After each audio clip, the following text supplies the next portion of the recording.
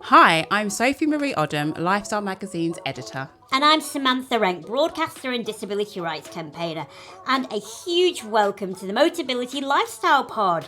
In this podcast, we invite our friends from the disability community into the studio for a conversation about how we can all live our best lives, particularly when navigating a disabling world. And today we're talking romance, because how can we live our best life without it? Whether that be with a partner or just some self-love. We will be joined by Dr Hannah Barham-Brown, Disability Gender Equality Consultant, speaker and Motability Governor, to talk about the wild world of dating. This, Sophie, is music to my ears because I think even my cats are willing that I find somebody to go out with because they're sick of me, I think, at this point. Long-term single right here. Hi Sam, how are you? I'm very well. How are you? We have colour coordinated again. I know. How? We don't even speak before the show. We just know what to wear. We're just on the same wavelength. We know what the people want. I love it. I think that's what it is. I love it. I want to see how long we can keep this going for. I think we've jinxed ourselves now, though, haven't we? Next week is like the clincher. I know. So Sam, I've got a question for you. How do you feel about technology? Wow. So I am absolutely one of those people who has to have the latest gadget on the market. I'm probably showing my age here, but I remember when Furbies came out. Yes. So these little like creatures. I don't even know what they were. Were they little mice or? Weren't they based on that film? Gremlins. Yes.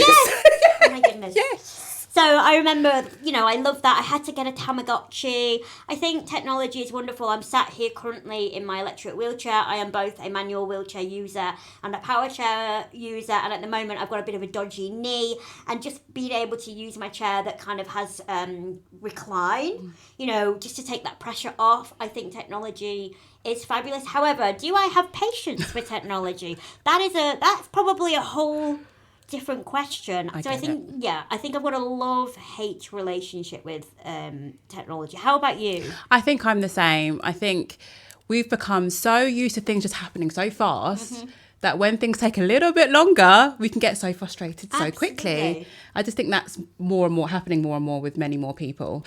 But I've been reading some stories about AI and how it could possibly solve the epidemic of loneliness. Wow. So would you befriend an AI, Sam?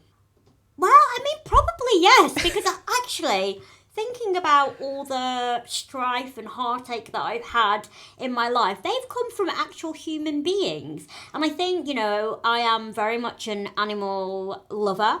And one of the appeals to having, company of animals is that, I suppose, unconditional love. They don't see my disability, and I know that's quite a loaded statement. I don't mean that they're oblivious to my needs, etc., because obviously they're animals, but I mean they don't know that I'm having difficulty or my PA hasn't turned up or any of the barriers that we can often experience. My cats just see me as their mummy, and I feel a lot of fulfillment and joy from knowing that they rely on me so much. And I think that is intoxicating, particularly if you face, ableism, particularly when you face disableism, just going out on the street and you have all these really harmful, sad interactions with other people, other human beings who are supposed to be empathic and sympathetic and supportive, and they can fail you. I understand the appeal of having, artificial intelligence who won't judge you for you. Yes, I think it can be incredible for some people who really struggle with those one-on-one interactions for whatever reason. There is obviously, like everything, two sides to every story, and there could be a danger to isolating yourself even more. I think we need human interaction, no matter who we are. I know. I mean, I'm conflicted. But just to tell you a little bit about the report that I found. Yes. So robots can be the solution to loneliness, reduce stress, and can help older people remain healthy and active in their homes. What's more, some robots can engage in more spontaneous conversations and even mimic the voices of old friends and loved ones who have passed away. Ooh. So, yes, I mean, I'm a bit on the fence about mimicking voices. I think, for my personal opinion, that's a step too far. But I understand how it could be, you know, a way to bring comfort to some people. And I understand the companionship because, like you just said, you know, robots could be loyal, just like pets, and there's no judgment there. So I understand both sides of the coin. Whether I'll be friends with an AI, I mean, who knows? I mean... It's really interesting. We often see, my mum's a nurse and she works with a lot of our senior members of society and people who have Alzheimer's and so on and so forth. And I think, you know, it would creep me out if I heard a deceased loved one, if I'm completely honest. Although my dad died when I was 9 and I can't remember his voice. And I guess that is a sadness, but I don't think I would want someone to appropriate, mimic. However, on a health level, if someone maybe has Alzheimer's, would that potentially jog someone's memory? Because we understand that the power of music can be so beneficial for people who have Alzheimer's. So I don't know. Oh gosh, it's a tricky one, isn't it? It is. It's so difficult. But I think even just I quite like having like an Alexa. I say good night to my Alexa. Do you do that? Is that really sad? I don't have an Alexa. Do you not? No. Do you think like they're listening in? I do. The I'm one of government those. is listening. I mean, you know, sometimes I'm talking about something and the next thing it's all over in my phone. Well, luckily we don't have to worry about AI for now because according to another report, robots will be more commonplace, but not until 2050, as in the home. That's our first reason to be cheerful, looking at the positives Absolutely. of AI. Our next reason to be cheerful is a story about Felix Kleiser. He was born with a limb difference and he plays a 12-foot French horn with his left foot. And from the age of 4, amazingly, because not many 4-year-olds will know what a French horn is, he knew he wanted to play the French horn. But due to his disability, he was discouraged by a lot of people who thought it might be too difficult for him, etc., etc. But he's proved the doubters wrong. He's travelled the world, he's won awards, released successful albums. You know, obviously these stories are incredible and we need to absolutely celebrate everyone who's part of the community who has said no. If you say no, then I'm going to say yes, and completely negated all the naysayers, so to speak.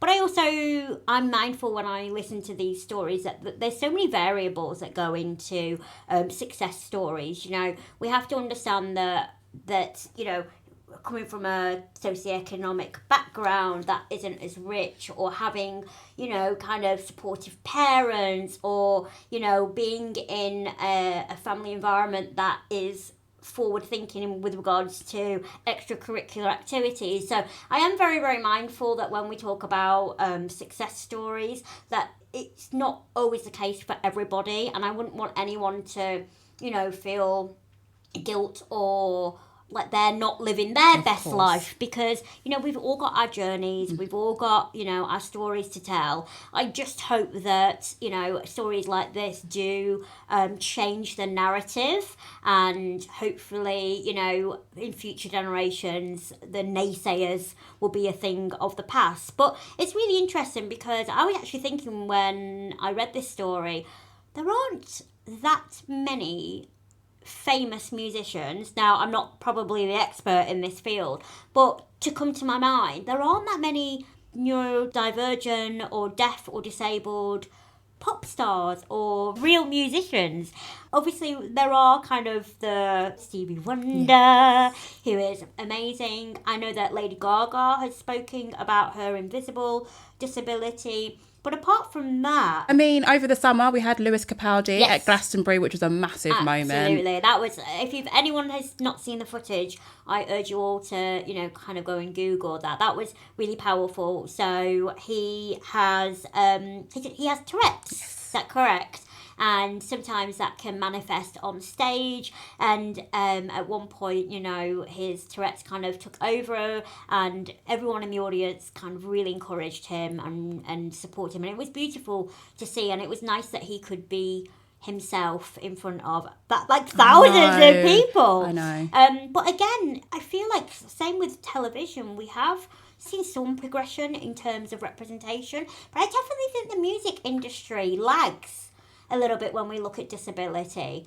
I wonder why that is. I know. Maybe we need to do an investigation. Maybe I need to, release my Matt lyric, my little rap. Maybe I can do that. Maybe we can go for Christmas number 1, Sophie. I like the idea of that, What Sam. do you think? Yeah, why not? Yeah. Our guest today is Dr Hannah Barham-Brown. Hannah is a GP registrar in Yorkshire, a Motability Governor and former Deputy Leader of the UK Women's Equality Party. She was the first visibly disabled political party Deputy Leader in UK history, and she was named one of the most influential disabled people in the UK. More importantly, she's a good friend of mine. Hurrah! Yay! Hi Hannah, welcome to the Lifestyle Pod. Hi, thank you for having me. This is so much fun. So today we're talking about dating with a disability. Hannah, why isn't this talked about enough, and how can we change the narrative? Because looking at all the dating shows, we just don't see disability enough, other than the undateables, which I think we can all agree is just shocking. It's a massive issue, isn't it? Because I think you're right, there isn't enough media representation. The only show I think that I can bring to mind that does this relatively well occasionally is Naked Attraction. But you shouldn't need to take your clothes off on national TV to be on a dating show as a disabled person and be treated with respect. So I think there's definitely a role for the media in this. But I think also when it comes to being disabled people, if and where we are comfortable, it can be really helpful for us to speak about our experiences. Obviously, the onus shouldn't be on disabled people to fix this, and the role of non-disabled allies who may be partners of disabled people getting involved, that can be really helpful as well. And there are some great examples out there of this. So, for example, if you go on Instagram, there's a guy called John J. Reynolds who talks about being a dad, raising his very young children, and his wife is a wheelchair user. And occasionally he talks about, the experiences of having young kids and having a partner who's a wheelchair user, but in a really lovely kind of, this is our family. This is completely normal kind of way. So whilst I don't think we need to use your personal experiences specifically, we can talk a bit more widely about that. And I guess that's something I do quite a lot. So as a GP, my professional interest, if you like, is in sexual health and well-being. And I'm hyper aware that I'm doing that and I'm talking about these issues as somebody who is visibly disabled. And whilst I might not be talking necessarily about my own sex life, which I don't do very often, my dad's a vicar, that would freak him out. I think it's really important that those of us who do feel comfortable talking about this can, because it gives that subtle nod of, this matters to us too. And I think things like dating apps, which I know we'll talk about a bit later, also have a responsibility to kind of consider the 16 million disabled people in the UK when they're developing their strategies too. So I think there's a lot of ways we can make things better, but we need to get a bit more comfortable sometimes talking about it and highlighting the fact that, we are potentially sexual beings or people who want to have loving relationships or both. And that's okay. That's a good thing. And we should be celebrating that. I think there is still this voyeuristic fascination. I remember when I first moved to London and I was new on the scene for the media, and I was constantly inundated to do radio, to do magazine interviews, and all they wanted to know was about my sex life. And me being naive and me just wanting to get, some publicity, I said yes to everything. And looking back, I actually felt incredibly exploited because it wasn't beneficial for society, for my own community, and I don't necessarily think we have progressed. Yeah, I completely agree. I think the fetishization of disability is a really big issue when we talk about this. I mean, I guess I'm really lucky in that I grew up with a visibly disabled mum who was, and still is, very much married to my non-disabled father. And, they'd met when she was disabled as 18-year-olds and have been married ever since, almost. And so for me, it was always completely normal that you'd see a disabled and a non-disabled person in a loving relationship. They would have kids, they would get married, they would do all of that normal stuff. And so when I became disabled, it just kind of became okay, so nothing changes on that front. And God, did I get the shock of my life. But I think it is really interesting how having those role models and having that example meant that I just kind of grew up going, of course this is completely normal. And it's the rest of the world that's really behind on this. What about your own dating experience? Because, disabled people have such a rich plethora, shall we say, of interesting dating stories I often find. Would you care sharing some of those with us today? Yeah, definitely. I mean, I think I've had a bit of a... Look, disabled people are not a homogenous group by any stretch, are we? So I think, we do all have interesting stories to tell. I think I've covered it from a slightly different perspective in that, I'm a queer woman, so I don't really take much interest in the gender of the person I'm dating. It's more whether or not I'm attracted to them. And I've had relationships with male and female partners. And I guess it was a little bit different for me in many ways in that I was diagnosed with my condition when I was 27. I was at that point in a long-term relationship. I'd been running half marathons until my kneecap started dislocating. Should stop running if that happens, top tip. And was diagnosed with Ehlers-Danlos loss then and very quickly ended up having to get a wheelchair. And so when that relationship then subsequently ended, having been in a relationship with somebody who'd known me as non-disabled and then had been with me throughout the process of becoming disabled, if there is such a thing, it was like a whole new world. It's like, how does one do this? But at least having had that kind of, role model type experience with my parents, I knew that it was possible, right? I also kind of dealt with the fact that I'm very Googleable person. You type in my name. Firstly, I'm the only Hannah Barham-Brown, I think, possibly in the world. It's quite a unique name. And also, I've done a lot of getting angry about various things in the media. So if you Google me, you're going to see a woman in a wheelchair probably stuck on a train. It's kind of become my thing. And so there was no point trying to hide my disability from people I might be dating because they would find it and then it would just be weird. So I decided I would be very, very open about it. And I guess, one of the more challenging things has been, people don't know how to act around you in various circumstances. Most of the time it's well-meaning because, frankly, if they're not up for dating a disabled person, they shouldn't be swiping on the person in a wheelchair. Save everybody some time here. Just, if you can't handle it, don't bother. Don't waste my time. But when I have dated non-disabled people, I found them can be quite anxious about... oh my goodness, is that going to hurt you? Oh my goodness, can you do this? Do you need me to do this? And so I've always been very kind of upfront with, look, if I need something or I need you to know something or I could do with something, the onus is on me to tell you that. And it's really important that any partner I have doesn't feel like they're having to constantly second guess my disability as well. I want them to be able to approach this as they would any other relationship. And the disability side of things is on me. That might not be the way everyone else wants to run their relationship, but it's worked for me in my relationship with my body and my disability. But I have found that, it's often not the person I'm dating that I have the challenges with. It's the assumptions other people who know that person make about our relationship that can be quite entertaining. So, people do assume that that person is suddenly taking on a caretaker role, that they're going to lose a whole chunk of their life by having to date this disabled woman. There is a massive kind of saint narrative around anyone who chooses to date a disabled person. And, I guess I've seen that played out through my life because... my dad is literally a vicar who had a woman in a wheelchair as his wife. And my God, everyone thought he was actually a saint. It was just ridiculous. So I guess I was kind of almost immune to parts of it. But there have been a few kind of inappropriate questions, a few assumptions made that I don't like.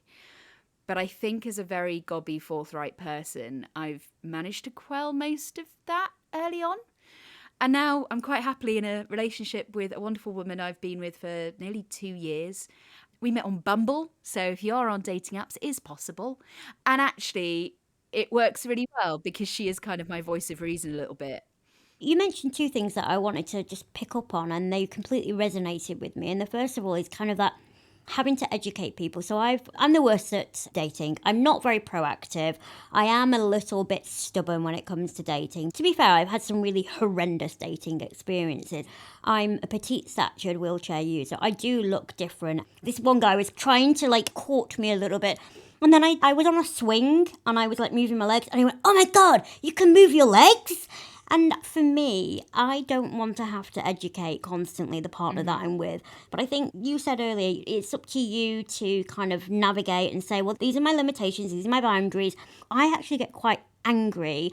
I shut things down too quickly, and I don't know where to set those boundaries. But I think you also mentioned about, and I said this for a long time, I didn't want a lover to be a carer, and I was really hung up about that because I was like, I felt my internalized ableism, felt guilty for asking for help from other people. As I've gotten a little bit older, I've actually said, well, actually all relationships have an element of care. So how do we destigmatize? How can we ensure that, we don't have these harmful tropes and narratives play out in the dating world? Because they do have a significant impact. They definitely do. And I think it's a really good point, because when it comes to the whole carer thing, at some point, all of us will need some level of care. We might get an unpleasant illness, we might have an accident. Whether or not we become disabled by that, we are probably going to need our loved one to do something for us. Even if we just, get a vomiting bug, you might need to hold your girlfriend's hair back while she pukes. All of us are going to need a bit of care in some way or attention, even if it's just from a hangover. So I think it's okay to have care within a relationship. It's just got to be something that you navigate together as a partnership. And that is going to be different for every single partnership in terms of what each person wants. And, as disabled people, we're not similar. What I want from a partner might be very different to what you want from a partner, Sam. And that's completely legit because we're different people. And our partners will, well, hopefully be different people. And so I think, we need to kind of take that into account. And I think, when it comes to how we kind of destigmatize all of this, it's part of a far bigger narrative, isn't it? Out with dating specifically. I think this comes down to the fact that as a society, we still have this perception that disabled people are not as capable, are not able to do X, Y, and Z. And there are a lot of really harmful narratives that go along with that. And there is so much amazing work going on from, incredible influencers through to authors, through to TV presenters and, the rest of Sam's CV. And Hannah, when people assume that your partner is your carer, because this is something you've spoken about on Instagram, how do you tackle this? And for listeners out there that maybe, in similar situations, what advice would you give them to handle that? This is a challenge that a few of us face. I think it's slightly worse for those of us who have partners of the same gender, because my partner is a similar age to me and female. And often when you see a woman in a wheelchair accompanied by a woman of the same age, they may well be disabled person and their PA and their carer. In our case, she's my girlfriend, but the assumptions are still made. So you can kind of see where it comes from. And I know that I've been to certain events where people have spoken to her so much as my carer that when, she then leans down and holds my hand or gives me a kiss, you can almost see them filling in safeguarding paperwork. They're just kind of outraged and slightly worried that they should be doing something to save that poor disabled person. I'm like, I'm having a great time. She's really hot. I tend to practice little comebacks in the mirror ahead of time because I'm not very witty. So I tend to think what I'm going to say beforehand, or very audibly call my partner darling or sweetie, which you probably wouldn't call your carer. And sometimes I just play up to it. If I have somebody just staring at us who won't stop, that's when I'm going to try and snog my girlfriend. And if that makes them feel uncomfortable, then that's on them, isn't it? I love the advice of practicing in the mirror.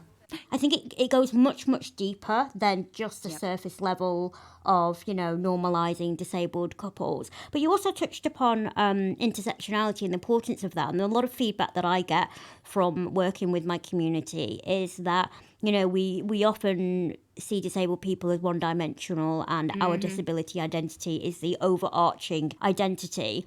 How has your intersectional identities, impacted, your sense of your own relationship with yourself and then with others? So I think, that infantilization point is really important, isn't it? Because I have noticed that since I became disabled, it's interesting having had the kind of non-disabled experience and having been visibly non-disabled to suddenly become visibly disabled. You do really pick up on the differences in the way people approach you. And I do get that infantilization a lot, though. I'm going to be honest, having doctor in front of your name does help. And I think it's really important that I recognise that privilege. Because, when I got my ADHD diagnosis only about 2-3 years ago, and one of my good friends who I know only meant well by it went, so let me get this straight, Hannah. You're a wheelchair using, bisexual, neurodivergent woman. Did you just run out? Did you just need another characteristic? Like, what was going on there? And it felt, and she was just like, is this just another thing for you? And it does feel like that. It's kind of like, here's a shopping list of everything that makes me quirky. People are scared of saying the wrong thing, asking the wrong questions, getting it wrong. And whilst the onus shouldn't be on every disabled person to educate, if we do feel able to, if we do feel comfortable to, and we are given a platform to do so, I'm happy to take that. I'm happy to kind of sit there going, you know what, ask the question. I will correct you. I will educate you. This is your opportunity so you don't get it wrong for all the other disabled people you meet. So I try and use my intersectionality and all of these different characteristics I have to prove to the world that we're not a homogenous group. Yeah, I'm hyper aware that we have a society that does still put us all into a little box over here, a box that isn't generally wheelchair accessible, and goes, right, that's you, that's the 16 million of you that are disabled. Now, you just sit there, we'll get on with the hard work, yeah? And trying to challenge that and push back on that, I think, is really important when you can. But it does feel a bit exhausting, having all of these different characteristics sometimes, because also there's a lot of letters involved, right? I've got EDS, ADHD, I'm LGBTQ. I mean, I'm acronym bingo over here. But yeah, you've got to try and make the most of it. No, we were talking about AI and the importance of technology earlier on in the show, and obviously online dating apps. You mentioned that you used Bumble earlier. I absolutely hate them, but there's a kind of seriousness about it because a lot of these platforms use algorithms. And I actually sat before today's show and I thought, which dating app that has a advertisement on TV or radio? I've never really seen disabled representation there. So I think that's, like a real big flag for me if we're not even visible on these dating apps. But it also reminded me of an episode of How to Get Away with Murder, and a wheelchair user was suing an app because he said that it discriminated against him because of his disability. And they got away with it because they ultimately said you can't force someone to fancy someone in a wheelchair. But it was a really interesting talking point because actually, I seem to attract a lot of men that their first thing are, I enjoy long hikes. And I'm like, good for you. I will not be joining you. They all love a hike. So anyone who is looking at joining online dating sites, what would be your top tips, to safeguard their mental health and also just to kind of navigate some of the major pitfalls that are still existing on online spaces? So I think first and foremost, apps do have a massive responsibility that they're completely ignoring at the moment. And I think one of the challenges, I know when I started dating as a visibly disabled person, was you had, as you say, all of these apps that didn't seem to have any disability representation. So I had to decide whether to be out about my disability in the same way I had to decide to be out about my sexuality. But then I also kind of found myself going, right, either I use these mainstream apps where disability almost doesn't exist, or I go for one of these kind of other apps which is for disabled people, which I find equally problematic, I'll be honest. I mean, I hate the phrase interabled relationships. I just have a relationship. But I find the whole kind of like, here's a dating app for disabled people, so disabled people can meet disabled people. I'm so like, I'm sorry, why do we have to narrow our pool to 23% of the population as opposed to the rest of the world that gets to date anyone they bloody like? Like that doesn't seem like a solution to me. That just seems like, again, putting us in a box. I think when it comes to apps, you have to decide what you're comfortable with and what information you're comfortable putting out there. And it is really challenging. I made the conscious decision to put... My first photo was me sitting in my wheelchair. And I'm pretty sure, it's been a while, but if you look back at it, I'm pretty sure my profile says something about my legs don't work very well, but I'm still able to kick an ass when necessary. Or something like that. Because I thought it was really important that I kind of went, yeah, look, I am visibly disabled. That is who I am. And if you don't have time for that, then swipe away. I don't have time for you. That is a decision I made. I think it's important when navigating dating as a whole that we think about who we are and who we want to be and whether we're happy with our own relationships with ourselves. Because I think particularly disabled people, there is a lot of internalized ableism out there. And we're kind of constantly told from birth, you're not going to be able to do this. You probably can't do that. You shouldn't do this. And it's very hard to undo that thinking. So I think before anyone starts dating on any format, you have to work out your relationship with your own body, because we need to be able to communicate what we're comfortable with, what we're not comfortable with. The onus shouldn't be on us to educate, but to an extent, everybody needs to communicate their preferences in any kind of relationship, disability or no. I think there's more of that for us because of the nature of who we are. And if you can't sit there and say, actually, I don't like doing this, I'm not comfortable doing this, if you don't have that relationship and sexual literacy and fluency, whether or not you're disabled, that's a problem. And this is why I spend so much time looking at like sexual education in the UK. A relationship should always augment who you are and your life. It shouldn't take it over. It shouldn't be the one thing your life is based upon. And if you're looking for a relationship to kind of fix something, you probably shouldn't be going into a relationship at that point, because you shouldn't be relying on another person to fix you, because you're perfect just as you are, she said, spouting more cliches. Couldn't agree more, Hannah. That's brilliant. Thank you so much for your time today. That was a really good, brilliant interview. Lots of food for thought there in terms of relationships with others, but more importantly, like you just said, a relationship with ourselves. Before you go, we have a little thing going on where we ask our previous guest to ask our next guest a question. So our previous guest, James Freeman, has asked you, have you had any crazy stories regarding your disability? Oh gosh, yeah, quite a few. I decided, who hasn't? Let's face it. We haven't got all day, my love. Right, here's the memoir. So when I first got my wheelchair, I decided to take up wheelchair basketball because I played it a bit before as a non-disabled person and loved it. Unfortunately, my condition EDS means I do dislocate things, and I dislocate everything. So yeah, throwing balls and that sort of stuff. Often my wrist would follow and just come out of joint. And there was one basketball match I was playing, and it was quite a big and important match for a women's team that was very new, and you only get so many points that you're allowed on the court at any time, and each player is allotted so many points depending on their disability. The more disabled you are, the fewer points you get, and you want as few points on the court as possible. Trying to explain wheelchair basketball in a second is really difficult, but yeah, so I had to stay on the court because I was the most disabled person on the team, and if I'd said no, I can't play anymore, then we had to forfeit the game. So I dislocate my wrist on a basketball court in the middle of a game. And I kind of went into full doctor mode and relocated it myself, strapped it up and insisted on continuing to play, which was incredibly stupid. And I haven't played wheelchair basketball since because I injured myself quite badly. Before we let you go, my darling, have you got a question for our next guest? But we're not going to tell you who the guest is because it's a bit like Russian roulette here. Have you got it can be anything. It can be off the wall. You go for it. Okay, so I hate it when people refer to disability as a superpower.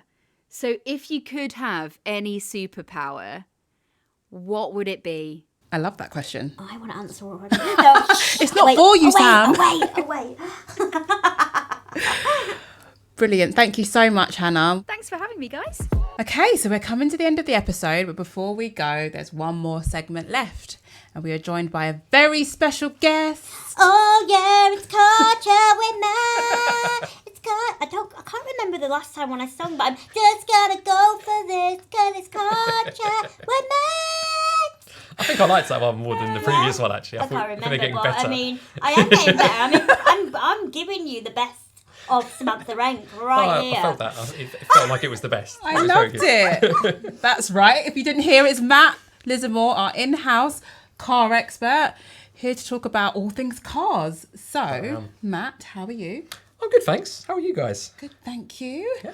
What have you got for us today? Today I'm talking about features that you might want to look out for on your next car. So obviously some people might be new to the scheme or obviously haven't come around to looking for a car for a few years now. So just going to go through a few bits that might make your lives easier or just a bit more comfortable.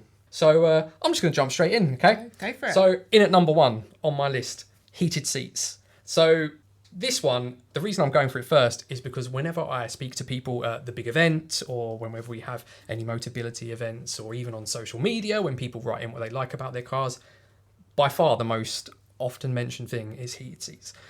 So I feel like people should know what they are. It's pretty self-explanatory, but in case you're unaware, you can press a button and it warms up your seat. It warms the back and warms the base. I feel like I need to interject. Go on, Sam.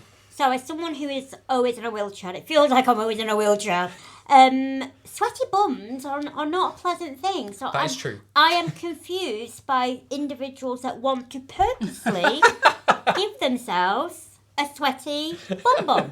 Explain. That's a good point. So there's two main benefits to this. One is the winter months when it's very cold. It just warms you up a bit quicker than the vents, so that's a bonus. The other thing that people often mention is people who have sort of chronic pain, particularly with joints, back pain, etc. They find it's a big relief for their back pain, etc. So there is that, which is a big bonus. The flip side of that, the remedy to the sweaty bum, as you mentioned, is some cars also now have ventilated seats as well. Now, that's a bit more of me. I can't deal with the heat, so ventilated seats are a dream. And that just basically blasts the air conditioning through the seat itself, so you get a nice cool back and cool bum. And armpits as well, because I mean, there's nothing worse, is there? Really? Yeah. Loving it. What's next? Fantastic. And I'll tell you what, and there's a final bit to that, although this is a little bit rarer. There are some cars in which you can get massage seats. If you're feeling particularly bougie, you can get a little We're not built-in back Elon massage. Musk, all right? We're not on that level. Next up, number 2, keyless entry. So this is getting more and more common, thankfully. And basically, it means you can get in your car without actually getting the keys out and having to press a button. Now, if you're like me and have lots of pockets, or have put your keys somewhere in your bag, Or just and a it's man. Yeah, exactly. Or if your keys are buried at the bottom of a bag or something like that, it's a real pain in the bum. But as long as you're close enough to the car, there's usually a button on the door handle that you can just nudge and the doors unlock. So it's very handy if you're, and also some people just struggle with keys and having to actually press the button, and if you've not got that much dexterity. Exactly. So that's great. And the same for the car. You've not got to try and fit a key into a slot that you can't see and whatnot. How safe is that, realistically? So is it like a thumb, is it in recognition like your phone, where you do a thumb print, or, I mean, are there people out there already going, I know how to scam that one? I mean, be honest with us. So yeah, kind of. It's safe enough in that you have to be very close for the car for it to work. Okay. And the same with starting the car. You have to have the key in the car. If you try and press the start button when the key's not in, it will say, you haven't got the key, get out of here. So yeah, you do have to be close.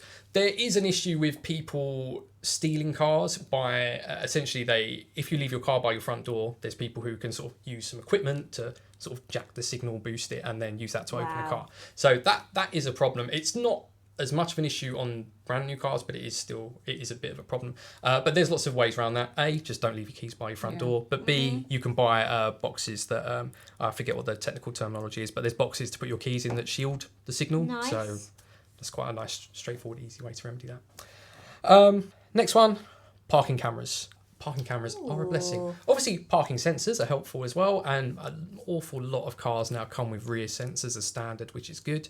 But a parking camera is just a nice added extra. So if you're like me and you sort of struggle to turn your head and neck to look behind you, it's much easier to look at a screen and be able to see everything that's going on. That's really interesting, because before I moved to London, I did actually go to a centre to look at whether I could drive or not, and I had to do some of the head turning motions because of my spinal fusion. I've got quite good flex towards my left, but I've got limited to my right. And I mean, we're talking over 12 years ago now, so it's really nice to know that the technology is advanced, so that I won't. That won't be a hindrance anymore. That won't be something that will, stop me from being able to drive. Because as we know, it's not long now. I'm going to start doing the vroom, vroom, vroom. Exciting. That's how I can't boom, boom, boom. That's what they sound like. Beep, beep. But absolutely, as you said, it is a fantastic help for people with sort of slightly limited range of movement. And on top of the reversing camera, there are now cars that have a 360-degree camera, and you kind of get this clever, almost top-down view. So it looks like as if you're looking down from above the car, and you can see all around it. That's too much. Is that too far? Step too far. Step too far. Lost me. You've lost me on that one. But I'll tell you what it is useful for. It's useful for knowing that you've parked in the bay within the lines. If nothing else, it's really nice for lining your car up in a space. But yeah, the reversing cameras are enough for most. Nice. So after that, we're looking at powered tailgates. So What? a powered tailgate. So effectively the boot. A powered boot, if you like. Just say boot then. Boot. tailgate's become the fashionable term. Oh, please. So a powered boot. So basically, what is a powered boot? It just sort of opens itself effectively. So you would press a button on a key, or even better, some of them you just wave your foot under the rear bumper or your hand under the rear bumper. It's often easier if you're in a wheelchair. And then the boot opens and lifts itself. Really great when you're trying to dispose of that body, you know. Exactly. I was going to say it's really good when you got shopping. We are not the same person. We're really on a different level. So, absolutely. Hands full of shopping or a body that you want to dispose of, you can wave under the car and the boot opens for you. And the other reason that's helpful is some boots, particularly if you need a bigger car or you've got an SUV, the boot is actually really quite high when it's open. And if you're in a wheelchair, it's going to be actually quite, or even if you're just a bit short, it's going to be quite difficult for a lot of people to actually reach the boot to pull it down. And often that requires a lot of strength as well, which not everyone has. So it's quite nice then just to be able to, again, just wave under the car and have the boot close itself, and you can be on your merry way. Next up, adaptive cruise control. Annoyingly, car manufacturers tend to put their own name on this, so it's not often a universal term. Sometimes it's things like smart cruise control or whatever. So that is a little bit annoying. But what it is there is cruise control, right, where you set the speed of your car and your car will carry on at that speed. So you're on a motorway, I want to do 70, you set 70 and your car goes at that speed. Adaptive cruise control basically has a bunch of sensors in the car that can detect the car in front of you, and what it will do is change the speed of your car to match that of the car in front. So you maintain a safe distance. So it's a bit less faff than, because it's very rare these days on a motorway where you sit at a constant speed without cars slowing down, and you find yourself turning the cruise control off and on and off and on, and it's a real faff. So this, there's just a bit of variance, it just takes the fuss out of having to turn it off and on, it will slow down. And with a lot of newer cars, particularly automatic cars and electric cars, they often have a feature where it will also creep along in stop-start traffic, which is a real dream, because otherwise you're sort of doing a little dance on the pedals and it gets a bit tiring. So it will sort of stop and start and keep moving with the flow of traffic, and then once everything gets up to speed, your car will do that and maintain a safe distance to the car in front. So that just takes it takes a bit of the energy out of doing longer, more stressful journeys, if you like. Not gonna lie, I'm just actually thinking about who I would bump off first. You know, I wasn't really listening. Just making a top 10 list in my brain. Sorry, you have one more? Yeah? I mean, if you want to stick on that theme, another one that is quite useful is the... so you can basically get cars where you can change the height of the boot floor. And the reason that's useful is some cars, the floor is actually you have a lip, and then the floor is quite a lot lower. And it's then actually quite difficult for some people to get stuff out, because you then got to lift up, out, and over a high boot lip. Now, while you do want sometimes to have that extra boot space, a lot of the time you're not filling your boot entirely, and it's easier if it's just in line with the boot lip and you can almost sort of drag stuff out. I've not seen my list yet. I mean, I could quite happily fill that space. It might make it a bit easier for you to get. That would be quite good, because I used to be an avid car booter.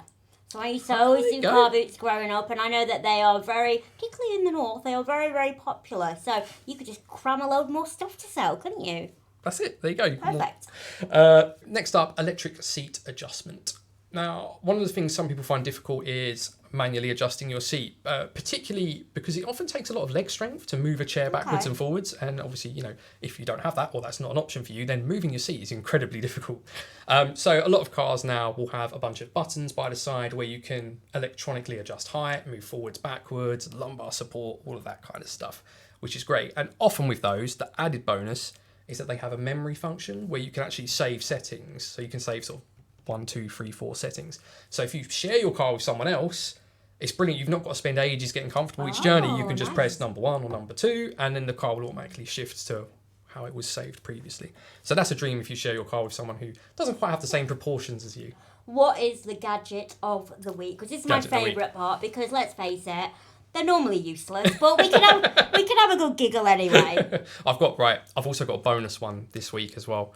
Elaine, our producer, is probably going to throw something at me because I already talked for too long and now I'm adding in a bonus one. But first up, cool box for the car. Nice. Now, I'm someone who likes a good snack on a long journey. I like a snack. I like a cold drink. I can't deal with room temperature drinks. I just can't physically one can't does, drink Matt. them, right? No one does, I want my drink to be as cold as it can possibly be without having to chew through a block of ice, basically. So you can basically buy a cool box that you can plug into the little 12-volt thing in the car, keeps all your stuff cool. And obviously there are more practical uses for that. Obviously some people need to keep certain medicines cold and insulin. And are you thinking about keeping body? You can't fit a body in it, right? I'm thinking just parts. I was thinking more along the lines of snacks, medication, foods, and whatnot for long journeys. Who knows? Baby breast Baby milk, milk, yeah. baby milk, Yeah. that kind of thing, right? My bonus one, Sam, which I think you'll enjoy a bit more, or maybe not actually, because it doesn't involve disposing Of dead bodies. No. I saw one the other day, and I don't know anyone who's actually bought this, but I feel like it'd be a fantastic idea. I saw a set that you can sort of clip onto the vents in your car, and it's basically something to hold your fries and dip. Oh, So you go for a drive-through, fries in the holder, dip in the holder, and you can just do a little dip and munch as you drive. Where do I get that from? Amazon. Okay. And probably other stores as well. I'm sure other online retailers are available. But don't they already do that? So you know when you get your burger, it's got a hole in the middle where you put the drink with a straw, and then it opens up and you put your fries in your burger like that. So McDonald's is already ahead of the game. There are other burger chains available. The only downside to this is I don't want people getting ketchup and barbecue sauce on my car. But hey, so long as you're careful, what a way to snack on the go. Barbecue sauce? Curry sauce? Yes. Sweet and Yeah, sour. Oh no. Curry's my go-to. Sweet and You've sour gone down in my expectation. Matt, thank you very much. I'd just like You're to more add than as well, welcome. some of those features that you mentioned earlier, we do talk about them in the latest issue, don't we? We do. The August issue of Lifestyle magazine. So, yeah, pick that up if you haven't read that already. But thank you very much, Matt. A pleasure as welcome. always. Thanks very much for having me. Thank you. And that's it of this episode of the Motability Lifestyle Pod. Thanks to our guests Hannah Barham-Brown and Matt Lismore. Thanks to our producer Yelaine Goffin at Rethink Audio and our editorial assistant Lucy Rhodes at Funderly. If you like this episode, follow us, tell all your friends, and please leave a review.